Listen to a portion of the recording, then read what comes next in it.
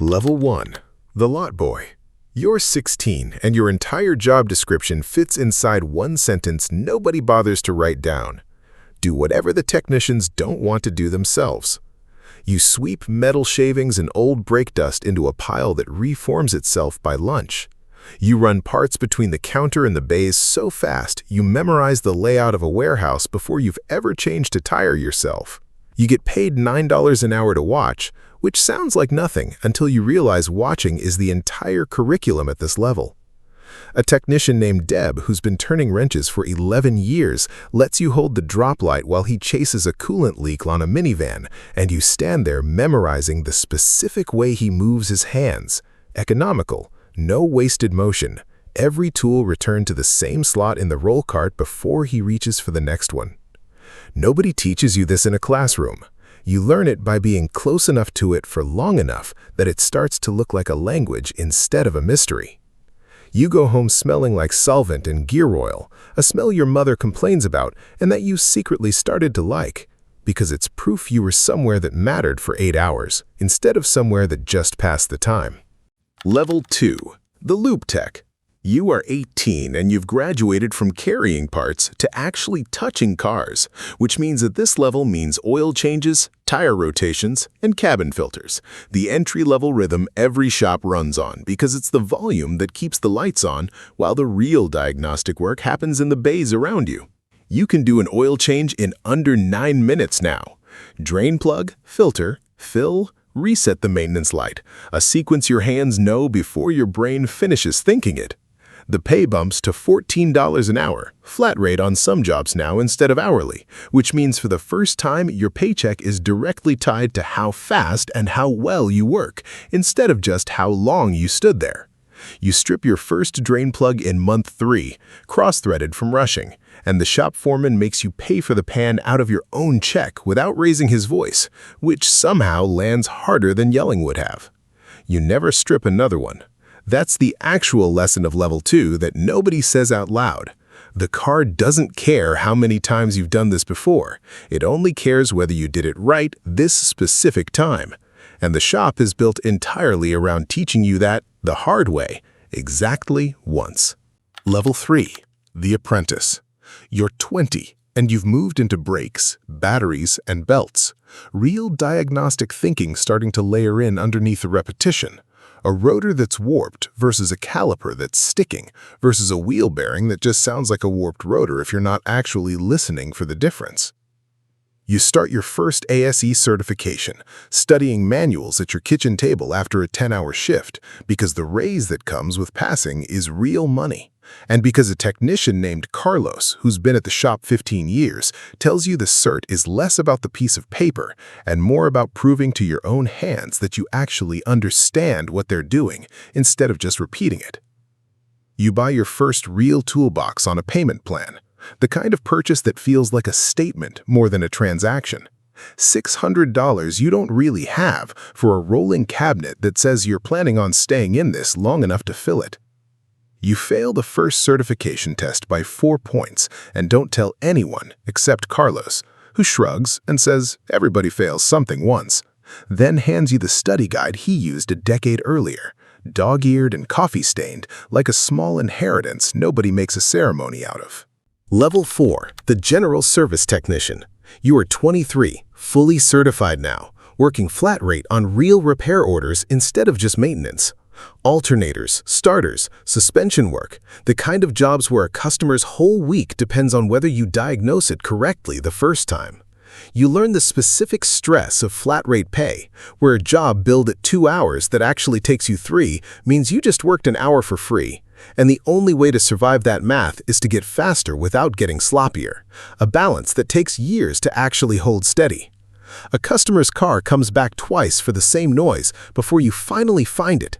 A heat shield rattling against the exhaust pipe, something so small you're embarrassed it took 3 visits. And you eat the redo on your own time because the shop's policy is that comebacks come out of the tech's pocket, not the customer's. You start to understand why the older guys move slower than you'd expect for how skilled they clearly are. Slow at this level isn't uncertainty. It's the accumulated cost of every job that came back because someone rushed it, translated into a pace that looks unhurried and is actually the most efficient thing in the entire shop. Level 5. The diagnostic technician. You are 27 and you become the person other technicians call over when a car won't give up its problem easily. An intermittent electrical fault, a check engine light that clears itself before you can pull real data, the kind of job that eats hours other techs don't have the patience or the pay structure to spend on it. The shop moves you to hourly diagnostic pay specifically because this work can't be flat-rated fairly. Some cars take 20 minutes to crack and some take 4 hours of methodically ruling out everything that isn't actually wrong. You buy a $5,000 scan tool out of your own pocket because the shop's older unit can't read the manufacturer-specific data you need for European electronics, an investment that terrifies you slightly and pays for itself within 2 months. A wiring harness chafed against a frame rail on an SUV takes you 6 hours to find. 6 hours of testing circuits one at a time while the shop owner watches the clock and says nothing, trusting you specifically because you've earned exactly the kind of trust that doesn't need to be checked on every 20 minutes. You find it. The relief afterward isn't pride exactly, it's closer to the specific exhaustion of a problem finally agreeing to stop hiding from you. Level 6. The specialist. You are 31 and you've narrowed your focus deliberately. Transmissions, specifically, the kind of work most general technicians actively avoid, because a rebuild gone wrong means a comeback that costs the shop thousands instead of hundreds.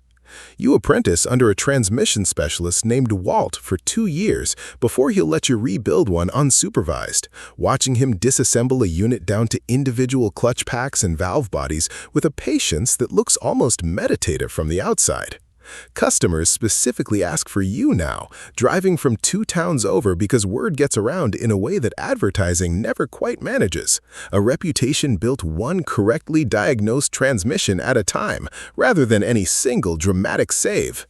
You rebuild your first unit alone on a Saturday when the shop is empty, torque specs taped to the bench beside you, and you test drive it afterward with a knot in your stomach that doesn't fully release until you've put 40 miles on it without a single shift feeling wrong.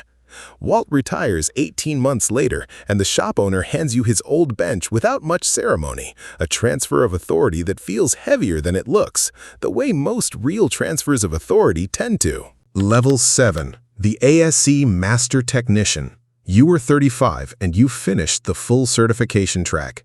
8 separate ASE exams across every system a modern vehicle carries: engine, transmission, electrical, brakes, suspension, heating and air, engine performance, and manual drivetrain.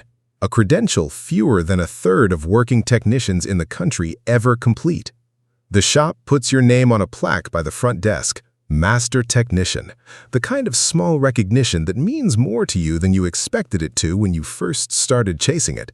Younger techs start bringing you their hardest diagnostic dead ends the way you used to bring yours to Carlos, and you notice yourself doing what he used to do, asking questions instead of just handing them the answer, because the answer teaches them nothing and the questions teach them everything.